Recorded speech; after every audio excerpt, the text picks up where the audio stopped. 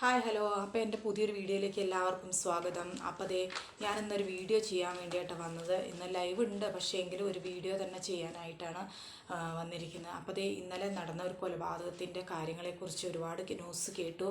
അപ്പോൾ അത് കണ്ടു. അപ്പോൾ അത് കണ്ടപ്പോൾ എനിക്ക് മാനസികമായിട്ട് ഭയങ്കര ബുദ്ധിമുട്ടും വിഷമങ്ങളൊക്കെ തോന്നിയിട്ടോ. കാരണം ഒരു വീട്ടിലെ 6 പേരെ ഒന്നിച്ച് കൊലപ്പെടുത്തുക എന്നൊക്കെ പറയുമ്പോഴേ മാനസികമായിട്ട് നമുക്ക് കേൾക്കുന്ന ഏതൊരു മലയാളിക്കും ഭയങ്കര ഒരു വിഷമം നൽകുന്ന കാര്യമല്ലേ. അപ്പോൾ അതിനെക്കുറിച്ച് ഞാനിങ്ങനെ ന്യൂസുകളെല്ലാം കേട്ട് കഴിഞ്ഞപ്പോൾ എനിക്ക് മനസ്സിലായ ഒരു കാര്യം നിങ്ങളിലേക്ക് ഷെയർ ചെയ്യാൻ വേണ്ടിയിട്ടാണ് ഞാൻ ഈ വീഡിയോ ചെയ്യുന്നത്.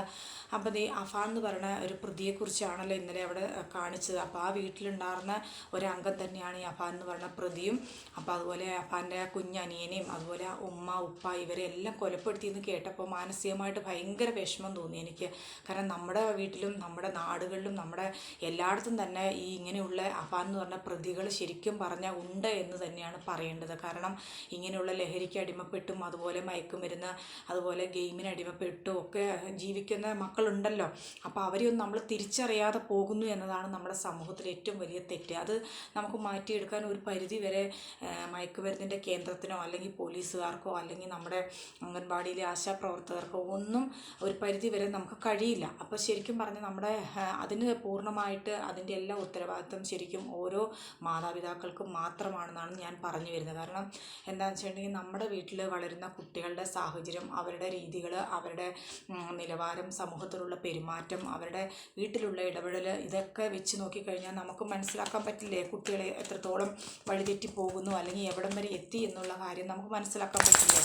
അപ്പം നമ്മുടെ സമൂഹത്തിൽ കുട്ടികൾ വളർന്നു വരുന്ന സാഹചര്യം ഇപ്പോൾ എൻ്റെ വീട്ടിലാണെങ്കിലും അല്ലെങ്കിൽ തൊട്ടപ്പുറമുള്ള വീടുകളിലാണെങ്കിലും ഒരു ആൺകുട്ടി അല്ലെങ്കിൽ പെൺകുട്ടി വളർന്നു വരുന്നു. അത് 15 വയസ്സ് കഴിഞ്ഞ് 16-17 വയസ്സ് കഴിയുമ്പോൾ അവർ സമൂഹത്തിലേക്ക് ഇറങ്ങും. പിന്നെ അവരുടെ കയ്യിലൊരു എന്താ പറയുക ഒരു ഫോണായി. പിന്നെ സമൂഹത്തിലേക്ക് ഇറങ്ങി അവർക്ക് ആവശ്യമുള്ള ഇഷ്ടമുള്ള ഭക്ഷണം കഴിക്കുന്നു, ഇഷ്ടമുള്ള സ്ഥലത്ത് പോകുന്നു, ഇഷ്ടമുള്ള സിനിമ കാണുന്നു. അങ്ങനെയെല്ലാം മക്കൾ വളർന്നു വരുന്നുണ്ട്.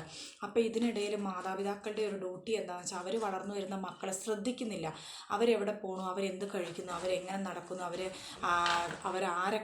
ആരുടെ കൂടെയൊക്കെ നടക്കുന്നു, ഇതൊന്നും മാതാപിതാക്കൾക്ക് ശ്രദ്ധിക്കാൻ പറ്റുന്നില്ല എന്നുള്ളതാണ് പൊതുവേ ഒരു കാര്യം. കാരണം ജോലി തിരക്കുകളും പൈസ ഉണ്ടാക്കാനുള്ള തിരക്കുകളും എല്ലാത്തിൻ്റെ നടുവിൽ ശരിക്കും പറഞ്ഞാൽ മാതാപിതാക്കൾ കുട്ടികളെ ശ്രദ്ധിക്കുന്നില്ല. അപ്പം നമുക്കിതിനൊക്കെ ഒരു പരിഹാരമായിട്ട് ശരിക്കും നമ്മുടെ വീട്ടിലുള്ള പേരൻസ് വിചാരിച്ചാൽ മാത്രമേ അതിന് ഇങ്ങനെയുള്ള കാര്യങ്ങൾ പരിഹരിക്കാൻ പറ്റൂ. ഇപ്പോൾ ഈ അബാൻ പോലുള്ള പ്രതികളെ ഈ പ്രതിയെ അപ്പം നമ്മളെ എന്താ പറയുക സമൂഹത്തിൽ ഇപ്പോൾ അവർ പറഞ്ഞു, അവിടെയുള്ള നാട്ടുകാരൊക്കെ പറഞ്ഞുല്ലോ അയാൾ ശരിക്കും പറഞ്ഞാൽ ആ പ്രതി ഇപ്പോൾ എന്താ പറയുക ആരോടും മിണ്ടാറില്ല, പുറത്ത് അങ്ങനെ ഒരു സഹവാസത്തിന് പോകാറില്ല, ഒരു സഹകരണവും ഇല്ലാത്തൊരു വ്യക്തിയാണെന്ന് പറഞ്ഞു. അപ്പോൾ അതിൻ്റെ അർത്ഥം ശരിക്കും പറഞ്ഞാൽ ആ മനുഷ്യൻ അതായത് ആ പ്രതി ശരിക്കും എന്താ പറയുക സമൂഹത്തിന് നല്ലൊരു മാതൃകയായൊരു വ്യക്തിയാണെന്ന് നമുക്ക് പറയാൻ പറ്റില്ല. കാരണം ഒരു സഹകരണവും ഇല്ല. വീട്ടിലാണെങ്കിലും വീട്ടിൻ്റെ കാര്യങ്ങളെക്കുറിച്ച് കൃത്യമായിട്ടുള്ളൊരു അറിവ് ആരും പറഞ്ഞു ഞാൻ കേട്ടില്ല. എങ്കിലും സമൂഹത്തിലൊരു ആൾ പറഞ്ഞല്ലോ സമൂഹത്തോടൊരു സഹകരണം ഉണ്ടായിട്ടില്ല, അങ്ങനെ അധികം മിണ്ടൂലാത്തൊരു ആളാണെന്ന് പറഞ്ഞു. അപ്പം നമ്മുടെ വീട്ടിലുള്ള മക്കൾ നമ്മൾ പുറത്തിറങ്ങിക്കഴിഞ്ഞാൽ അവരുടെ രീതികളും കാര്യങ്ങളും എങ്ങനെയാണെന്ന് നമുക്ക് മനസ്സിലാക്കാൻ നമ്മുടെ വീട്ടിലുള്ളവർക്ക് തന്നെ സാധിക്കൂലേ. അപ്പം നമ്മൾ മക്കൾ വളർന്ന് വലുതായി കഴിഞ്ഞാൽ അവർ പുറത്തേക്ക് ഇറങ്ങിക്കഴിഞ്ഞാൽ മാതാപിതാക്കൾ ജോലി സംബന്ധമായുള്ള കാര്യങ്ങൾ കൊണ്ട് മക്കളെ തിരിഞ്ഞു നോക്കാറില്ല. അപ്പം മക്കൾ അവരുടെ ഇഷ്ടത്തിന് ജീവിക്കുക, അവർക്ക് ആവശ്യമുള്ള തോന്നിയ രീതിയിൽ ജീവിച്ച് വളർന്നു വരുമ്പോൾ ചിലപ്പോൾ മയക്കുമരുന്നിന് അടിമയാവാം, ചിലപ്പോൾ ഓൺലൈൻ ഗെയിമിന് അടിമയാവുന്ന സാഹചര്യമൊക്കെ വന്നു പോകും. അപ്പോൾ അങ്ങനെയുള്ള സാഹചര്യങ്ങളൊക്കെ ഒഴിവാക്കാൻ വേണ്ടി നമ്മളെപ്പോലുള്ള പേരൻസ് തന്നെ നമ്മുടെ ആൺമക്കളെ ആയാലും പെൺമക്കളെ ആയാലും ഓരോ കാര്യങ്ങളും പറഞ്ഞ് അവരോട് നല്ല രീതിയിലൊരു ഫ്രണ്ട്ലി ആയിട്ട് ഇടപെട്ട് കഴിഞ്ഞാൽ തീർച്ചയായിട്ടും മക്കൾ ഇങ്ങനെയുള്ള ഒരു പ്രവണതയിലേക്ക് പോകൂല എന്നാണ് എൻ്റെ ഒരു ധാരണ. പിന്നെ എന്താണെന്ന് വെച്ചിട്ടുണ്ടെങ്കിൽ നമ്മൾ ആവശ്യമില്ലാതെ അനാവശ്യമായിട്ട് ഇപ്പോൾ പൈസയുള്ള പേരൻസ് ആയാലും പൈസ ഇല്ലാത്ത പേരൻസ് ആയാലും എന്താ പറയുക മക്കളെ ഒരു പൈസ ചോദിക്കുമ്പോൾ ഇപ്പോൾ 1000 രൂപ താട്ടെ അല്ലെങ്കിൽ 2000 രൂപ താട്ടെ എന്ന് ചോദിക്കുമ്പോൾ തന്നെ മക്കളാണല്ലോ ചോദിച്ചതെന്ന് കരുതി നമ്മൾ ആ എമൗണ്ട് അക്കൗണ്ടിൽ ഇട്ട് കൊടുത്തു. അപ്പോൾ ആ തുക എന്തിനാണെന്നുള്ള കാര്യം നമ്മൾ ആരും അന്വേഷിക്കുന്നില്ല. ചിലപ്പോൾ ഇങ്ങനെ മയക്കുമരുന്ന് വാങ്ങാനാണോ അതോ ഓൺലൈൻ ഗെയിം കളിക്കാനാണോ എന്നൊക്കെ നമ്മൾ അന്വേഷിക്കേണ്ട ഉത്തരവാദിത്വമില്ല. പക്ഷേ ഇന്നത്തെ സമൂഹത്തിൽ മാതാപിതാക്കൾ മക്കൾ ചോദിക്കുമ്പോൾ തന്നെ ഇത്ര പൈസ വേണം, അക്കൗണ്ടിൽ ഇട്ട് തരണം, എല്ലാവർക്കും അപ്പം എൻ്റെ കൂട്ടുകാർക്കൊക്കെ ഇത്ര നല്ല ഡ്രസ്സ് ഉണ്ട് അല്ലെങ്കിൽ ഇത്ര ഇന്ന സ്ഥലത്ത് പോകുന്നുണ്ട്, അവരൊക്കെ ഇന്ന രീതിയിലാണ് നടക്കുന്നതെന്ന് പറയുമ്പോൾ തന്നെ നമ്മുടെ മക്കൾ നന്നായിക്കോട്ടെ എന്ന് വിചാരിച്ചാണ് നമ്മളത് ചെയ്തു കൊടുക്കുന്നത്. പക്ഷേ നമ്മുടെ മക്കൾ നാശത്തിലേക്കാണ് പോകുന്നതെന്നുള്ള കാര്യം നമ്മൾ ആരും മനസ്സിലാക്കുന്നില്ല. ഇനിയെങ്കിലും നമ്മുടെ ഇപ്പോൾ ഇങ്ങനെയുള്ള കൊലപാതകങ്ങളൊക്കെ ഇത്രയും വലിയൊരു കൊലപാതകം നടന്നതിന് ശേഷമാണ് ഇങ്ങനെയുള്ള അവരുടെ അയൽക്കാരായാലും നമ്മളെപ്പോലുള്ള മനുഷ്യരായാലും ദൈവമേ ഇത്ര വലിയൊരു കൊല ചെയ്യാനായിട്ട് ആ പ്രതിയെ എങ്ങനെയാണ് ഇതിലേക്ക് നയിച്ചത് എന്നുള്ള കാര്യം നമ്മളെല്ലാവരും ചിന്തിക്കുന്ന കാര്യമാണ്. പക്ഷേ ഈ കൊലപാതകം കഴിഞ്ഞതിന് ശേഷം ചിന്തിച്ചിട്ട് കാര്യമില്ലല്ലോ. അപ്പോൾ അത് വരാതിരിക്കാൻ വേണ്ടിയുള്ള കാര്യങ്ങൾ ഇങ്ങനെയുള്ള കൊലപാതകം നമ്മുടെ സമൂഹത്തിൽ അരങ്ങേറാതിരിക്കാൻ വേണ്ടിയിട്ട് എല്ലാവരും ഇപ്പോൾ ഈ അഫാനെ പോലുള്ള പ്രതികൾ നമ്മുടെ വീടുകളിലും ഉണ്ടോ എന്ന് നമുക്കൊന്ന് നോക്കാം. കാരണം എന്ന് വെച്ചിട്ടുണ്ടെങ്കിൽ മയക്കുമരുന്ന് നമ്മളറിയുന്നില്ല. കുട്ടികൾ സ്കൂളിൽ പോയി എന്താണ് ചെയ്യുന്നത്, അവർ സ്കൂളിൽ പോയോ, അവർ സ്കൂളിൽ കയറിയോ എന്നൊന്നും നമ്മൾ അറിയുന്നില്ല. നമ്മൾ സ്കൂളിലേക്ക് രാവിലെ പോകുന്നത് കാണുന്നുണ്ട്. അപ്പോൾ അവരെവിടെ പോയി ഇതൊന്നും നമ്മൾ അന്വേഷിക്കുന്നില്ല. വൈകുന്നേരം സ്കൂൾ വിട്ട് വീട്ടിലേക്ക് വരുന്നു.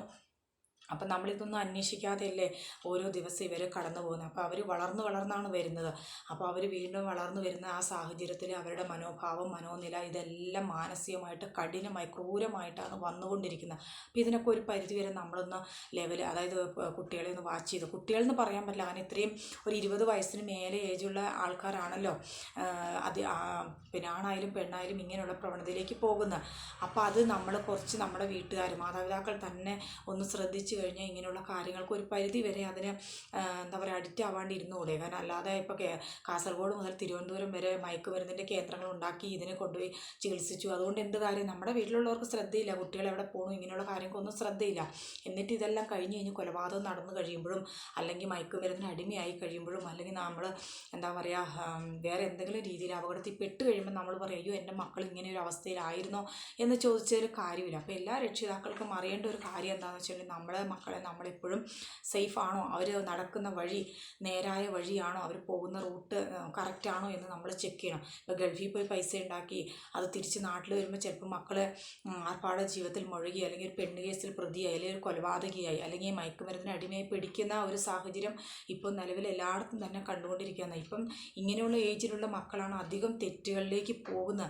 അപ്പോൾ ഇപ്പം നമ്മൾ എത്ര പോലീസുകാർ ശ്രമിച്ചാലും അല്ലെങ്കിൽ ഏതെല്ലാം രീതിയിലൂടെ നടന്നാലും ഇപ്പം നമ്മുടെ വിദേശത്തു നിന്നും അതുപോലെ നമ്മുടെ ഇന്ത്യയിൽ നിന്ന് തന്നെയൊക്കെ മയക്കുമരുന്നൊക്കെ നമ്മുടെ കേരളത്തിലേക്ക് എത്തിത്തുടങ്ങി. അത് ഏത് വഴിയിലൂടെ നമ്മൾ തടയാൻ ശ്രമിച്ചാൽ അത് നടക്കുന്നില്ല. മാക്സിമം അവരത് ശ്രമിക്കുന്നുണ്ട് പിടിക്കാനും, അതുപോലെ എല്ലാ കാര്യങ്ങളും ശ്രമിക്കുന്നുണ്ട്. പക്ഷേ എന്നാലും എത്തേണ്ട കുട്ടികളുടെ കയ്യിൽ അത് തീർച്ചയായിട്ടും എത്തുന്നുണ്ട്.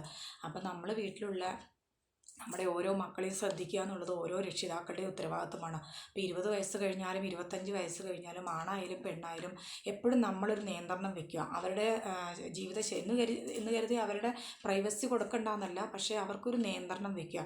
ഫോണായാലും അവർ കാണുന്ന രീതി, ഫോണ്, അതുപോലെ അവരുടെ ഡ്രസ്സ്, അവർ പോകുന്ന സ്ഥലം, അതുപോലെ അവരുടെ സംസാരം, പുറമേയുള്ള പെരുമാറ്റം, സ്കൂളുകളിലെ സമീപനം, അധ്യാപകരോടുള്ള സമീപനം, കുട്ടികളോട്, അങ്ങനെ എല്ലാ രീതിയിലും നമ്മളൊന്ന് വാച്ച് ചെയ്യും. അപ്പോൾ അതിലൂടെ നമുക്ക് മനസ്സിലാക്കാൻ കഴിയും നമ്മുടെ കുട്ടിയുടെ പോക്ക് ശരിയാണോ എന്ന്. ഈ അഫാനെ പോലുള്ള പ്രതികൾ നമ്മുടെ വീടിൻ്റെ അടുത്തും അല്ലെങ്കിൽ നമ്മുടെ വീട്ടിലും ചിലപ്പോൾ ഒളിഞ്ഞിരിക്കുന്നുണ്ടാവും. ഇവരൊക്കെ മയക്കുമരുന്നിന് അടിമയാണോ എന്ന് നമുക്കറിയില്ലല്ലോ. അപ്പം നമ്മൾ ഇവരെ വാച്ച് ചെയ്ത് കഴിയുമ്പോൾ നമുക്ക് കുറേ കാര്യങ്ങൾ ഇവരുടെ ജീവിത രീതിയിൽ നിന്ന് നമുക്ക് മനസ്സിലാക്കാൻ പറ്റും. അപ്പോൾ ഇവൻ നല്ലൊരു വ്യക്തിയാണോ, ഇവൻ കുറച്ച് ക്രൂരനായ ഒരു മനുഷ്യനാണോ, അല്ലെങ്കിൽ സമൂഹത്തോട് നല്ല രീതിയിൽ ഇടപെടുന്ന ഒരാളാണോ എന്ന് നമുക്ക് മനസ്സിലാക്കാൻ പറ്റും.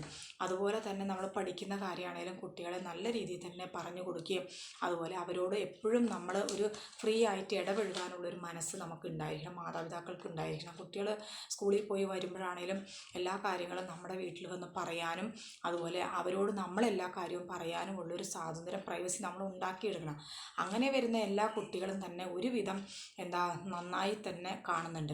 നമ്മളൊരു ചെടി നട്ട് കഴിഞ്ഞാൽ അതിന് വെള്ളം ഒഴിക്കില്ല, ഒന്നും ചെയ്യില്ല. അപ്പോൾ അത് വളർന്നു വരുന്ന ചിലപ്പോൾ നല്ല ചെടിയായിട്ടായിരിക്കും.